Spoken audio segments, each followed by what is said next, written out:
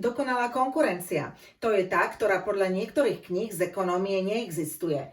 Nakupujeme muškaty v Poľsku. Na strane ponuky je niekoľko desiatok predávajúcich, na strane dopytu niekoľko stoviek kupujúcich. Cena je daná na základe ponuky a dopytu. Táto cena sa môže meniť aj v priebehu dňa. Napríklad moja mamka ráno nakúpila drahšie ako ja okolo obeda, pretože ešte bol dostatočný počet ponúkajúcich, ale už muškaty nekupoval takmer nikto. Takže cena v dokonalej konkurencii je daná dopytom a ponukou. Poďme sa na to pozrieť z pohľadu výrobcu. Predstavte si, že ja by som bola jeden z 50 pestovateľov muškátov. No to by dopadlo, pretože mne zvedne aj umelý kvet. Ale moja individuálna krivka dopytu by bola nekonečne elastická. To znamená, že za cenu, ktorá je daná trhom, z môjho pohľadu nemusím predať nič, môže byť dopyt po 10 kusoch, 100, 1000, v podstate do nekonečna. Priemerný príjem sa rovná aj hraničnému príjmu, pretože zmena závisí len od zmeny množstva. Nemám žiaden vplyv na cenu. Aké bude optimálne množstvo mojej produkcie?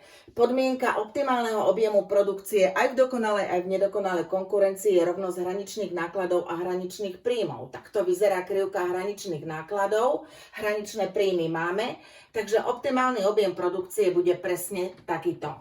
Dosahujem zisk? No, keď si zakreslím krivku priemerných celkových nákladov takto, tak áno. V tomto prípade, čo sa bude diať?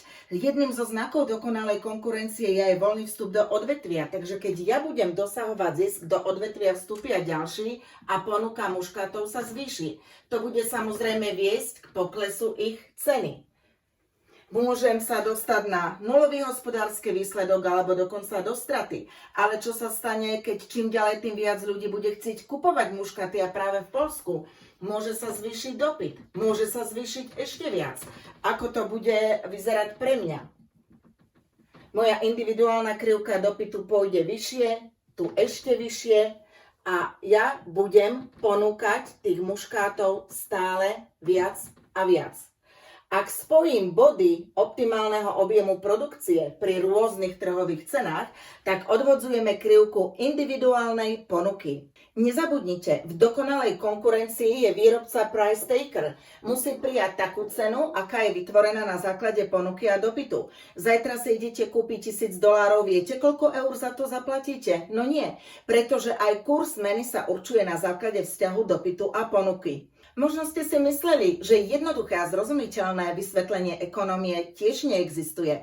Kľudne mi do komentárov napíšte témy, ktoré by ste potrebovali vysvetliť.